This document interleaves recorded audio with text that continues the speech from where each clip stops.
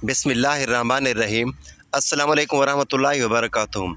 Nadreen, हज़रत मोहम्मद मुस्तफ़ा सल्लल्लाहु अलैहि वसल्लम की विलादत बासआदत मक्का मुकरमा में रबीउल अव्वल 571 ईस्वी यानी आमुल फील वाले साल में हुई। इब्न साद की रिवायत है कि हज़ूर नबी करीम सल्लल्लाहु अलैहि वसल्लम की वालिदा ने फरमाया कि जब हज़रत मोहम्मद सल्लल्लाहु अलैहि वसल्लम की पैदाइश हुई तो मेरे जिस्म से एक नूर निकला जिससे मुल्क शाम के महल्लात रोशन हो गए। इस रात आप सल्लल्लाहु अलैहि वसल्लम इस दुनिया में तशरीफ़ लाए। इस रात काबे में रखे तमाम बुत मुँह के बल गिर पड़े और इस तरह के बेशुमार मोइज़ात का ज़हूर हुआ। तो वो इस बात की अलामत थी कि इस कायनात के रहमत और हादी इस दुनिया में तशरीफ़ ला चुके हैं। जब हज़ूर सल्लल्लाहु अलैहि वसल्लम की पैदाइश हुई तो आप सल्लल्लाहु अलैहि वसल्लम के दादा हज़रत अब्दुल मुत्तलिब को ख़बर हुई तो आप तशरीफ़ लाए और अपने पोते को गोद में लिया तो आंखें भर आईं और मरहूम बेटे अब्दुल्ला की याद आ गई। दरअसल आप सल्लल्लाहु अलैहि वसल्लम की पैदाइश से कबल ही आप सल्लल्लाहु अलैहि वसल्लम के वालिद मोहतरम हज़रत अब्दुल्ला रज़ियल्लाहु तआला अन्हु वफ़ात पा चुके थे। हज़रत अब्दुल मुत्तलिब हज़ूर सल्लल्लाहु अलैहि वसल्लम को खाना काबा में ले गए और अल्लाह ताला से हर किस्म के फितना और शर से महफूज रखने की दुआ की। हज़रत अब्दुल मुत्तलिब ने आप सल्लल्लाहु अलैहि वसल्लम का नाम मोहम्मद रखा। हज़ूर सल्लल्लाहु अलैहि वसल्लम ने 3 दिन तक अपनी वालदा हज़रत आमना रज़ियल्लाहु तआला अन्हा को दूध पिया और फिर अबू लाब की बांदी हज़रत सोबिया ने आप सल्लल्लाहु अलैहि वसल्लम को दूध पिलाया। अरब में ये रिवाज था कि परवरिश के लिए शीरखार बच्चे को देहात में भेज दिया जाता था ताकि देहात की साफ़ आब हवा और कुदरती ग़िज़ा के ज़रिए उनकी अच्छी तरह परवरिश हो। दरअसल इस ज़माने में बनु साद और बनु बकर की औरतें मक्का आती थीं और नौमौलूद बच्चों को अपने साथ परवरिश के लिए ले जाया करती थीं। लिहाजा जब अबू साद कुरैश के इलाके में आए तो औरतों ने मालदार घरों से बच्चों को गोद में ले लिया ताकि उन्हें ज़्यादा से ज़्यादा माल व दौलत और इनाम व इकराम मिल सके। लेकिन जब इन औरतों ने हज़रत आमना रज़ियल्लाहु तआला अन्हा के लाल को देखा और यह पता चला कि यह बच्चा यतीम है तो माल ना मिलने की उम्मीद से आप सल्लल्लाहु अलैहि वसल्लम को किसी ने भी गोद लेने से इनकार कर दिया। उन्हीं औरतों में हज़रत सादिया रज़ियल्लाहु तआला अन्हा भी थीं जो नहायत ही गरीब खातून थी और उनकी ऊँटनें भी लागर थी। जब हलीमा सादिया रज़ियल्लाहु तआला अन्हा की नज़र हज़ूर सल्लल्लाहु अलैहि वसल्लम पर पड़ी तो मोहब्बत का ठाठे मारता समंदर उनके सीने में मौजन हो गया। लिहाजा हज़रत हलीमा सादिया रज़ियल्लाहु तआला अन्हा ने आप सल्लल्लाहु अलैहि वसल्लम को गोद में लिया और अपने कबीले की तरफ चल पड़ी। हज़रत मोहम्मद सल्लल्लाहु अलैहि वसल्लम के गोद में आते ही बरकतों का ज़हूर शुरू हो गया। हलीमा सादिया रज़ियल्लाहु तआला अन्हा की ऊँटनी जो निहायत ही कमज़ोर थी दूध से भर गई। जब काफ़िला कोई दूर पहुंचा तो खुशी खुशी काफ़िले से आगे आगे चली जा रही थी। इस पर काफ़िले वालों ने पूछा, ऐ हलीमा सादिया रज़ियल्लाहु तआला अन्हा, क्या यह तेरी ही ऊँटनी है या कोई और है? हलीमा सादिया के शौहर हारिस ने भी यह सब महसूस किया तो वह भी अपनी ज़ौजा से कहने लगे, हलीमा सादिया रज़ियल्लाहु तआला अन्हा, यह तो बहुत बरकत वाला बच्चा है। हलीमा सादिया ने कहा, हाँ वाकई मुझे भी यही उम्मीद है कि यह निहायत ही बाबरकत बच्चा है और खुदा की रहमत बनकर हमको मिला है। जब हज़रत हलीमा सादिया काफ़िले के साथ अपने गांव पहुंची तो वहां सख्त कहत पड़ा हुआ था। तमाम जानवर भूख से मर रहे थे और उनके थनों से दूध खुश्क हो चुका था। लेकिन हज़ूर सल्लल्लाहु अलैहि वसल्लम को लेकर जब हलीमा सादिया अपने घर में तशरीफ़ लाईं तो अब बकरियों के थन दूध से भर गए। हज़रत हलीमा सादिया रज़ियल्लाहु तआला अन्हा ख़ुद फरमाती हैं कि अब मेरी बकरियाँ जब चरागाह से वापस आती तो उनके थन दूध से भरे होते थे। लिहाजा कबीले वालों ने अपने चरवाहों से कहा कि तुम लोग भी अपने जानवरों को इसी जगह चराओ जहाँ हज़रत हलीमा सादिया रज़ियल्लाहु तआला अन्हा की बकरियाँ चरती हैं। मगर यहाँ चरागाह या जंगल का कोई दखल ही ना था। यह तो रहमतुल लिल आलमीन हज़रत मोहम्मद सल्लल्लाहु अलैहि वसल्लम की बरकत का राज था कि जिसको मैं और मेरे शोहर के सिवा मेरी कौम का कोई शख्स भी नहीं समझ सकता था। हज़रत सल्लल्लाहु अलैहि वसल्लम के आने के बाद से अल्लाह की तरफ से हज़रत हलीमा सादिया रज़ियल्लाहु तआला अन्हा मुसलसल इजाफ़े और बरकत का मुशाहिदा करती रहीं। हज़ूर सल्लल्लाहु अलैहि वसल्लम के इब्तिदाई 2 साल हलीमा सादिया और उनके शौहर हारिस की गोद में गुजरे। 2 साल का अरसा गुजर जाने के बाद हज़ूर नबी करीम सल्लल्लाहु अलैहि वसल्लम की नशोनुमा और तंदुरुस्ती का हाल दूसरे बच्चों से इतना अच्छा था कि 2 साल में ही आप सल्लल्लाहु अलैहि वसल्लम खूब अच्छे बड़े मालूम होने लगे थे। आप सल्लल्लाहु अलैहि वसल्लम की आला सिफ़ात व खूबियाँ बचपन से ही बाकी बच्चों से जुदा दिखाई देती थीं।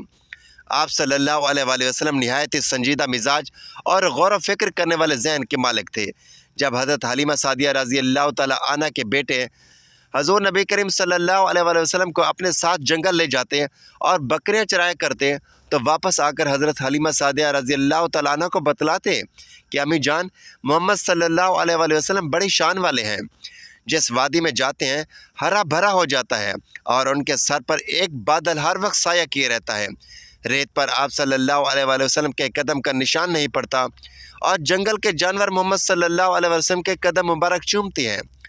ایک روز آپ صلی اللہ علیہ وآلہ وسلم کے دو شریک بھائی دوڑتے ہوئے حضرت حلیمہ سعدیہ رضی اللہ تعالیٰ عنہ کے پاس آئے اور بتایا کہ دو آدمی نے محمد صلی اللہ علیہ وآلہ وسلم کا پیٹ چاک کر دیا ہے۔ حضرت حلیمہ سعدیہ رضی اللہ تعالیٰ عنہ کے حواس باختہ ہو گئے اور وہ اپنے شوہر کے ساتھ دوڑتے ہوئے وہاں پہنچی تو دیکھا کہ حضور نبی کریم صلی اللہ علیہ وآلہ وسلم صحیح سلامت کھڑے تھے۔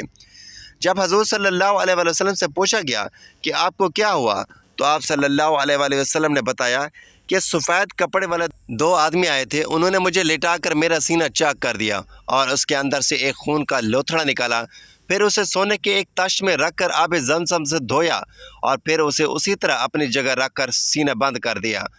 حضرت حلیمہ سعدیہ رضی اللہ تعالیٰ عنہ بہت گھبرا گئیں اور حضور صلی اللہ علیہ وآلہ وسلم کو واپس مکہ لے جانے کا ارادہ کیا، لیکن جب نبی کریم صلی اللہ علیہ وآلہ وسلم کی عمر 4 یا 5 برس ہوئی تو حضرت حلیمہ سعدیہ رضی اللہ تعالیٰ آپ صلی اللہ علیہ وآلہ وسلم کو مکہ واپس لے آئیں اور آپ کی والدہ حضرت آمنہ رضی اللہ تعالیٰ عنہ کے سپرد کر دیا۔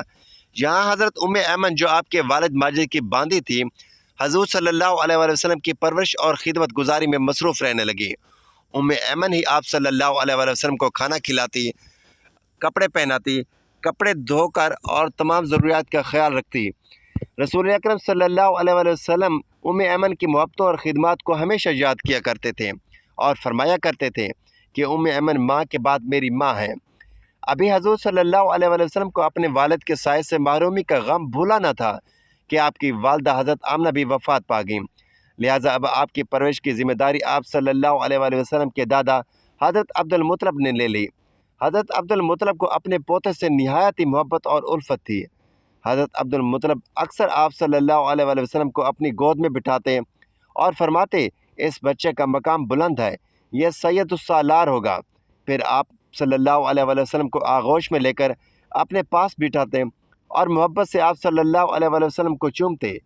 جب حضور نبی اکرم صلی اللہ علیہ وآلہ وسلم کی عمر مبارک 8 برس کی تھی تو ایک دن اپنے دادا کی چارپائی کے پاس بیٹھ کر زار کوتار رونے لگے، کیونکہ اس یتیم پوتے کے سرپرست اور وید سہارا حضرت عبد المطلب کی بھی وفات ہو گئی۔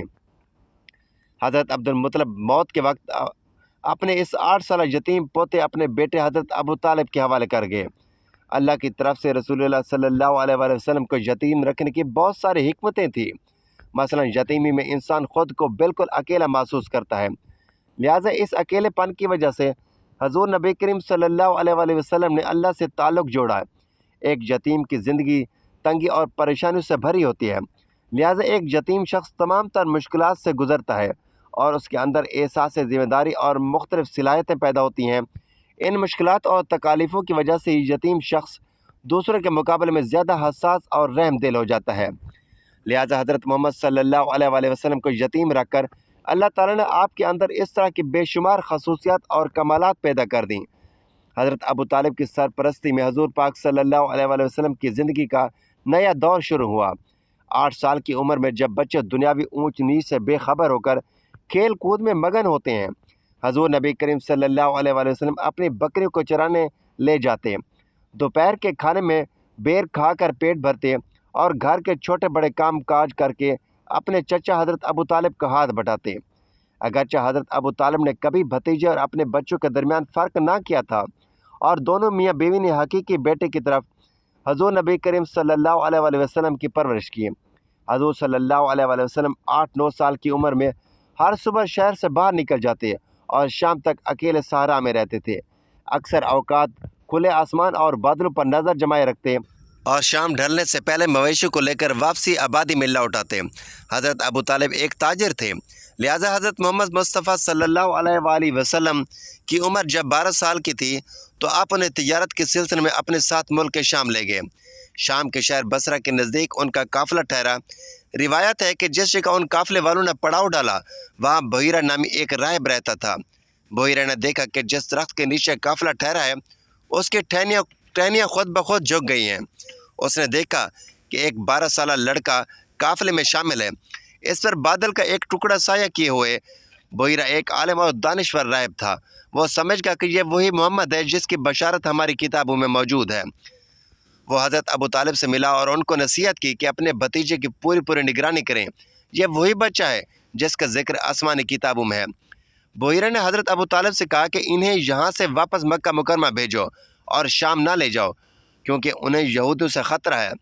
لہٰذا حضرت ابو طالب نے چند غلاموں سمیت حضور صلی اللہ علیہ وآلہ وسلم کو مکہ میں واپس بھیج دیا۔ حضرت ابو طالب کا بیان ہے کہ میں نے کبھی بھی نہیں دیکھا کہ محمد صلی اللہ علیہ وآلہ وسلم نے کبھی کسی سے جھوٹ بولا ہو، یا کبھی کسی کو دھوکہ دیا ہو، یا کبھی کسی کو کوئی تکلیف پہنچائی ہو، یا کبھی کوئی بیہودہ بات بھی کی ہو۔ حضور صلی اللہ علیہ وآلہ وسلم ہمیشہ خوش اخلاق، نیک عادات و اطوار، نرم گفتگو اور بلند کردار اور اعلیٰ درجے کے پارسا اور پرہیزگار تھے۔ ایک دفعہ ایک صحابی رضی اللہ تعالیٰ عنہ جنگ کے دوران بھاگتے ہوئے آئے اور عرض کیا، یا رسول اللہ صلی اللہ علیہ وآلہ وسلم، جنگی قیدی میں موجود ایک بوڑھی عورت آپ صلی اللہ علیہ وآلہ وسلم کی بہن ہونے کا دعویٰ کر رہی ہے، کیونکہ حضور نبی کریم صلی اللہ علیہ وآلہ وسلم کا کوئی بھائی نہیں تھا اور نہ ہی بہن تھی۔ اس لیے سب حیران تھے کہ یہ کون عورت ہے جو بہن ہونے کا دعویٰ کر رہی ہے۔ اللہ کے رسول صلی اللہ علیہ وآلہ وسلم نے بلوایا۔ وہ عورت حضرت محمد صلی اللہ علیہ وآلہ وسلم کی جانب محبت بھرے انداز میں دیکھتے ہوئے پرجوش لہجے میں بولی، اے اللہ کے رسول صلی اللہ علیہ وآلہ وسلم، میں تمہاری بہن شیمہ بنت حارث۔ حضور صلی اللہ علیہ وآلہ وسلم نے ماضی کی یاد دہراتے ہوئے فرمایا، ہاں، بنی سعد میں میری ایک بہن کا نام، پر وہ جلدی سے بولی، یا رسول اللہ صلی اللہ علیہ وآلہ وسلم، ایک مرتبہ جب ہم لوگ اماں حلیمہ سعدیہ رضی اللہ تعالیٰ عنہ کے گھر رہے تھے تو آپ صلی اللہ علیہ وآلہ وسلم نے میرے پیٹ پر کاٹ لیا، جس کا نشان آج بھی موجود ہے۔ اب شیمہ رضی اللہ تعالیٰ عنہ کو یہ جملے سنتے ہی سرکار دو عالم صلی اللہ علیہ وآلہ وسلم کو اماں حلیمہ سعدیہ رضی اللہ تعالیٰ عنہ کے گھر گزارے گئے واقعات یاد آ گئے۔ یہ وہی بہن حضرت شیمہ رضی اللہ تعالیٰ عنہ تھی جو حضور صلی اللہ علیہ وآلہ وسلم کو ہر وقت گود میں لے پھرتی تھی۔ ان کی سنائی ہوئی لوریاں، پیار و محبت کی باتیں حضور صلی اللہ علیہ وآلہ وسلم کے ذہن میں محفوظ تھیں۔ سامنے کھڑی حضرت شیمہ رضی اللہ تعالیٰ عنہ کی ایک یہ جملے نے بچپن کے گزرے دنوں کی خوشگوار یادیں تازہ کر دیں۔ مکہ کے کالے پہاڑوں کے مشرق کی جانب کے پہاڑوں کے درمیان شفاف چشموں کی گنگناتی لہراتی آبشاروں سے مزین ایک حسین وادی طیف کے نام سے معروف ہے۔ یہاں اور اس کے اطراف میں عرب کے 2 قبائل آباد تھے۔ حضور پاک صلی اللہ علیہ وآلہ وسلم بچپن میں تمام بچوں سے مختلف طبیعت کے مالک تھے۔ آپ صلی اللہ علیہ وآلہ وسلم میں باقی بچوں کی طرح شرارتی اور شوخیاں نہ تھیں، بلکہ آپ صلی اللہ علیہ وآلہ وسلم بچپن سے اس کائنات کے نظام پر غور و فکر کیا کرتے تھے۔ حضور نبی کریم صلی اللہ علیہ وآلہ وسلم کی جس معاشرے سے سماج میں پرورش ہوئی اور جہاں آپ صلی اللہ علیہ وآلہ وسلم نے اپنے بچپن اور جوانی کا وقت گزارا، اس میں زناکاری، فحاشی، شراب نوشی، سود، ناچ گانا اور ہر قسم کی برائیاں عروج پر تھیں۔ ایسے معاشرے میں تمام تر برائیوں سے محفوظ رہنا، کسی معمولی سے معمولی برے عمل سے اپنی سیرت کو داغدار نہ ہونے دینا، یہ ایک غیر معمولی بات ہے۔ ایک دن حضور نبی کریم صلی اللہ علیہ وآلہ وسلم آنگن میں کھیل رہے تھے۔ اس زمانے میں مٹی کے گھر ہوا کرتے تھے۔ حضرت حلیمہ سعدیہ رضی اللہ تعالیٰ عنہ آنگن میں کچھ کام کر رہی تھی اور ان کے شوہر سامنے ایک چارپائی پر لیٹے ہوئے تھے کہ تبھی وہاں سے کچھ یہودی لوگ گزرے۔ انہوں نے جیسے ہی حضور صلی اللہ علیہ وآلہ وسلم کو دیکھا تو تیزی سے چل کر حضور صلی اللہ علیہ وآلہ وسلم کے پاس آئے اور آپ صلی اللہ علیہ وآلہ وسلم کی آنکھیں بہت غور سے دیکھنے لگے۔ حضرت حلیمہ سعدیہ رضی اللہ تعالیٰ عنہ گھبرا گئیں کہ یہ کون لوگ ہیں جنہوں نے ہمارے بچے کو پکڑ رکھا ہے۔ پھر ان یہودی نے حضرت حلیمہ سعدیہ رضی اللہ تعالیٰ عنہ سے پوچھا کہ اس لڑکے کی آنکھوں میں یہ لال رنگ کے ڈورے ہمیشہ رہتے ہیں یا کسی بیماری کی وجہ سے ہیں؟ حضرت حلیمہ سعدیہ رضی اللہ تعالیٰ عنہ نے کہا کہ ہمیشہ رہتے ہیں۔ پھر ان یہودی نے حضور صلی اللہ علیہ وآلہ وسلم کی پیٹھ پر مہر نبوت دیکھی تو آپس میں کہنے لگے کہ اس بچے کو قتل کر دو، ورنہ یہ ہمارے دین کو ختم کر دے گا۔ حضرت حلیمہ سعدیہ رضی اللہ تعالیٰ عنہ ان کی یہ باتیں سن کر بہت گھبرا گئیں۔ تبھی ان یہودی نے حلیمہ سعدیہ رضی اللہ تعالیٰ عنہ سے پوچھا، اس بچے کا باپ کہاں ہے؟ حضرت حلیمہ سعدیہ رضی اللہ تعالیٰ عنہ نے فرمایا کہ وہ سامنے چارپائی پر لیٹے ہیں۔ یہ سن کر یہودیوں نے کہا کہ اگر آپ کہتے کہ اس بچے کا باپ مر چکا ہے تو ہم اسے بھی قتل کر دیتے۔ یہ کہہ کر وہ یہودی وہاں سے چلے گئے۔ حضرت حلیمہ سعدیہ رضی اللہ تعالیٰ عنہ بہت زیادہ گھبرا گئی تھیں، لیکن اس واقعے کے کچھ ہی دنوں بعد حضرت حلیمہ سعدیہ رضی اللہ تعالیٰ عنہ کے پاس سے کچھ عیسائی لوگ گزرے۔ جب انہوں نے حضور صلی اللہ علیہ وآلہ وسلم کو دیکھا تو وہ سمجھ گئے اور حلیمہ سعدیہ رضی اللہ تعالیٰ عنہ سے پوچھنے لگے، اے حلیمہ سعدیہ رضی اللہ تعالیٰ عنہ، اس لڑکے کی آنکھوں میں یہ لال رنگ کے ڈورے ہمیشہ رہتے ہیں یا کبھی کبھی؟ حضرت حلیمہ سعدیہ رضی اللہ تعالیٰ عنہ نے کہا کہ ہمیشہ رہتے ہیں۔ تو ان عیسائیوں نے کہا، اے حلیمہ سعدیہ رضی اللہ تعالیٰ عنہ، یہ لڑکا ہمیں دے دو، ہم اسے اپنے علاقے میں لے جا کر خوب اچھی طرح پالیں گے، کیونکہ یہ آنے والی نسلوں کا نبی ہے۔ یہ سن کر حضرت حلیمہ سعدیہ رضی اللہ تعالیٰ عنہ نے فرمایا کہ میں ایسا نہیں کر سکتی، میں یہ بچہ مکہ سے لے کر آئی ہوں اور مجھے ان لوگوں کو واپس کرنا ہے۔ یہ سن کر وہ عیسائی وہاں سے چلے گئے۔ اللہ تعالیٰ سے دعا ہے کہ اللہ تعالیٰ ہمیں دین کی سمجھ بوجھ نصیب فرمائے اور ہمیں آپ صلی اللہ علیہ وآلہ وسلم کے نقش قدم پر چلنے کی توفیق عطا فرمائے اور ہمارا خاتمہ ایمان پر فرمائے، آمین۔ ناظرین، کومنٹ باکس میں اللہ تعالیٰ کے 99 ناموں میں سے ایک نام ضرور ٹائپ کریں۔ اگلی ویڈیو تک کے لیے اجازت دیجیے۔ اللہ حافظ۔